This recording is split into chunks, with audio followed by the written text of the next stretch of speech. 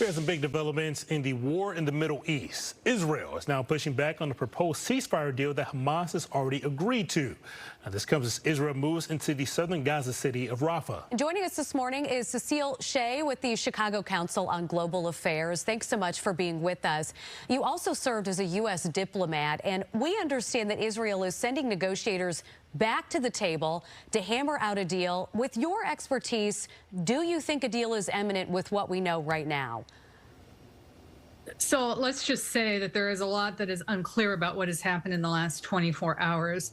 The senior New York Times White House correspondent published a long report overnight saying that actually the deal that is being discussed now was written by the Israelis along with the U.S. and other countries and presented to Hamas, and that Hamas sent back a counteroffer, that Hamas did not accept the peace proposal, and they've said publicly that they had, but they have not accepted the ceasefire, but instead sent back a counteroffer that was not acceptable to the U.S. or to Israel. But Israel has offered to go another round, and so is now going to Egypt to talk to Hamas in person to try to come to an agreement.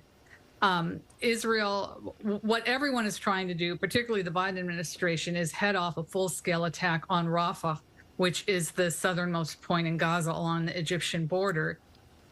Israel did begin some small-scale attacks on Rafah yesterday. They were targeted on Hamas fighters in retaliation, supposedly, for some attacks on Israeli soldiers. And they did close the Rafah border crossing overnight into Egypt. That's been a point of contention and problems for 30 or 40 years, actually. Egypt closes that border point very often because Hamas has dug so many tunnels into Egypt to move contraband and weapons. And, of course, the Muslim Brotherhood, and Hamas is related to the Muslim Brotherhood, is banned in Egypt. So it's not at all clear what is happening. What is clear is that Israel has come quite far and is now really working to try to at least appear to be presenting a ceasefire. Whether or not Netanyahu can approve one without his government falling is still a big question. He has at least 6 to 8 members of his coalition who may quit if he agrees to a ceasefire at this point, and then his government would fall. So the question now is how serious Hamas is about a ceasefire, and we'll find out in the next 24 to 48 hours. Now, we do know that Hamas has agreed to part of this deal so far. So from what we know about this deal, do you foresee any of the 132 hostages being a part of this deal? Yeah, so I mean, according to some of the reporting, and again, this is all these negotiations are taking place obviously in confidence. So nobody knows exactly what's in the deal, and nobody knows what Hamas has said, and nobody knows what Israel has said. But according to the reports from people who have been briefed at very high levels, clearly, about 32 Israeli hostages, and that number includes some who are no longer alive. So that includes the remains of some hostages would be released in return for possibly several hundred Hamas prisoners that Israel has taken.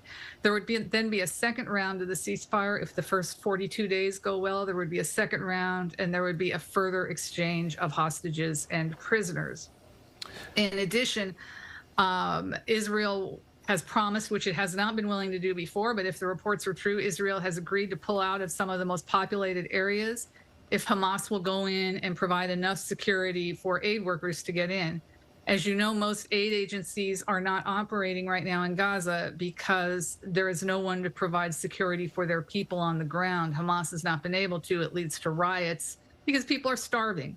And what happens is you can't get food to the most needy people because the strongest people come up to the aid convoys to get food.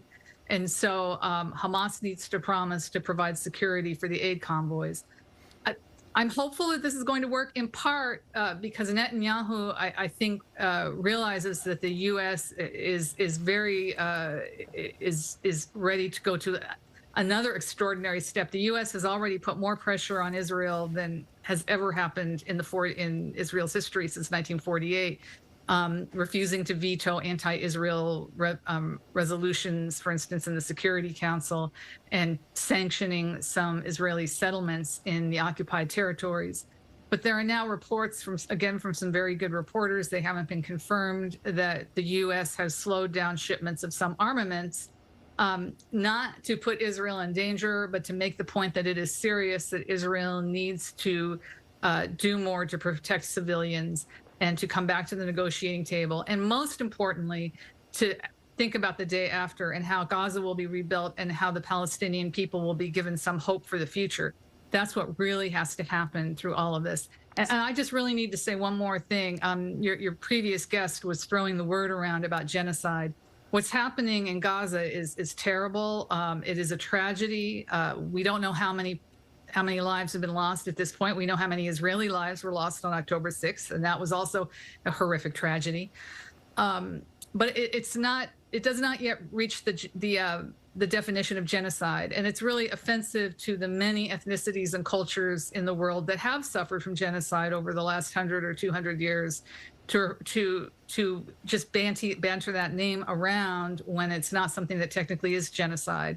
What's happening in Gaza is a tragedy. What happened on October 6th in Israel was a tragedy and set off this war. But we need, especially the folks who are a little older and a little more mature, need to treat these issues with some sensitivity and nuance and a plan for the day after. Where are we going from here? When the fighting stops, what are we going to do to build a future for the people of Palestine and security for the nation of Israel? Cecil, thank you so much. You provided wonderful context. So we really appreciate your time this morning. Thank you for having me this morning. Thank you.